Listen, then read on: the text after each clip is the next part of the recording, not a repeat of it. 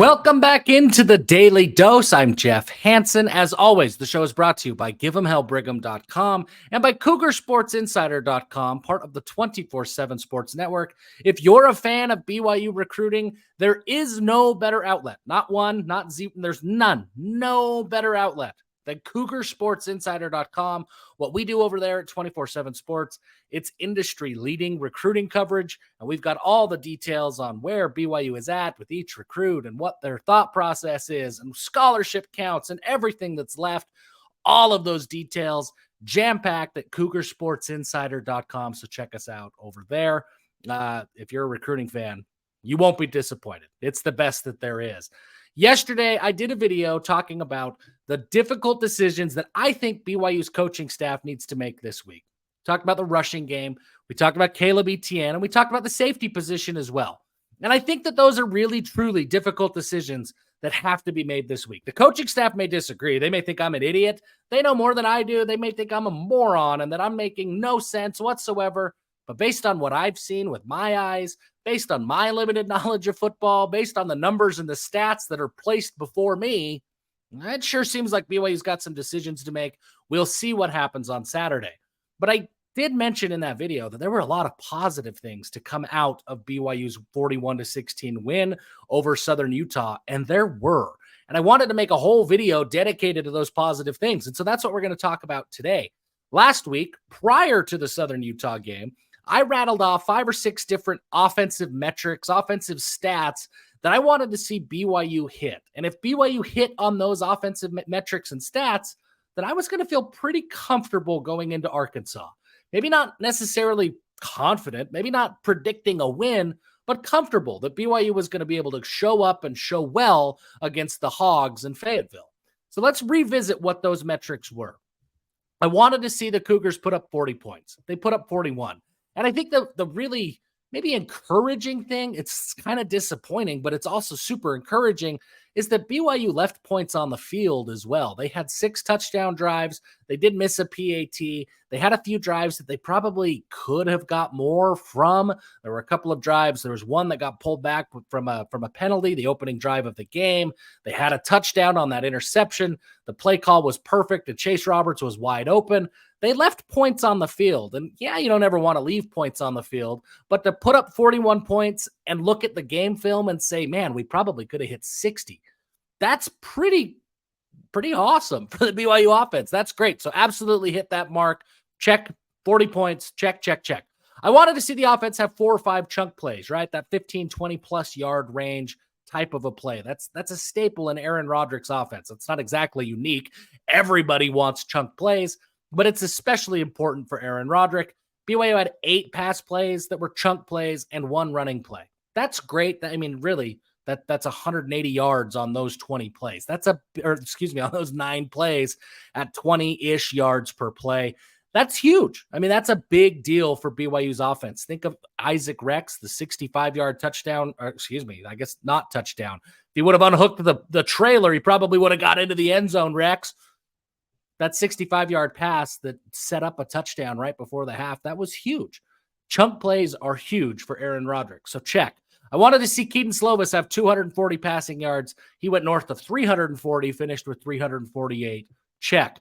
I wanted to see less than 2 sacks. So really, I wanted to see 1 sack or less. BYU wasn't credited with any sacks, a second straight game with 0. Yes, they allowed some pressure. The interception obviously comes to mind. And yeah, Kedon Slovis had to move around a couple of different times where he got bumped, but he was never under any real pressure. From a pass protection standpoint, this offensive line has played very, very well. The problems with the run game aside, from a pass protection standpoint, things have gone great. 2 straight weeks. They hit the mark that I wanted them to hit. Great. And I wanted to see less than 5 penalties. Really, that was 1 offensive penalty per quarter. That's probably too much. But based on where BYU was coming out of Sam Houston, that was the progress that I needed to see. They did 1 better than that. They only had 2 penalties for the game. That's great. 1 penalty per half. Caleb Etienne was flagged and Aiden Robbins was flagged. That's it. Those were the only penalties.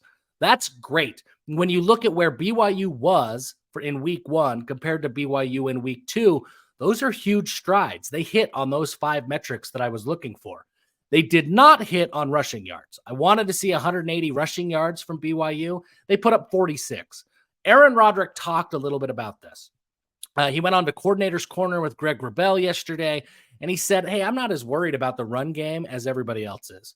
He explained it that Southern Utah's safeties were playing 7-8 yards off the line of scrimmage all game long, and they wanted to see what would happen. The first couple of drives, Southern Utah came out with their safeties playing right up on the line, and Aaron Roderick stuck with his game plan, stuck with the script to figure out, okay, is this just an opening game script for this defense, and they're going to adjust? What's going on?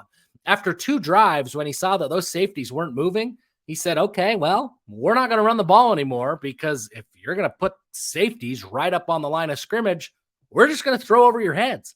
And that's what he did. After he made that adjustment, BYU went touchdown, touchdown, touchdown. And at that point, the game was under control, and BYU really just coasted through the second half. Kind of a weird defensive scheme, defensive, I guess, philosophy for the game. Sell out on stop the run, but let a pass-happy team in BYU beat you through the air. A little bit weird, a little bit of a head scratcher from Delane Fitzgerald in Southern Utah, but that's what they tried to do, and BYU exploited that. I'm not sure I completely buy into what Aaron Roderick is saying, that he threw away the run game, therefore there's nothing to worry about. I think there's still more cause for concern there, but it does make some sense. So that's the one metric that BYU didn't hit on. So where are we at? I said in that video before the Southern Utah game, if BYU does these 5 or 6 things, I'm feeling comfortable going into Arkansas week. And they hit 5 of 6, and now it's Arkansas week. So how am I feeling? Comfortable. I'm not necessarily predicting a BYU win. That's not what I'm saying. But I'm saying that BYU made huge strides from week 1 to week 2, and there's still a lot on film where they can get better. And I think that it's little things, it's execution things, it's blocking things, it's identifying the right gap in the run game. It's pretty basic stuff. It's not talent stuff. I'm not looking out and seeing, a dearth of talent that BYU just is not going to be able to compete in the Big 12 conference. I'm seeing teams that I'm seeing players that have got to figure out their assignments. I'm seeing players that have got to give a little bit more effort, and they've got to execute a little bit more crisply. But I'm seeing the talent that BYU can execute and perform at a high level. Offensively, I feel comfortable. I don't know what Arkansas is on defense yet. I think they're very, very good. This is absolutely going to be BYU's biggest test. I don't know if they're elite, but I think they're better than they were a year ago. But we'll see. BYU's offense, despite the blowout at the end of the game on the scoreboard, BYU's offense had success against Arkansas last year at Lavelle Edwards Stadium. I think that Kedon Slovis can have some success on offense this year. It comes down to the defensive side of the ball.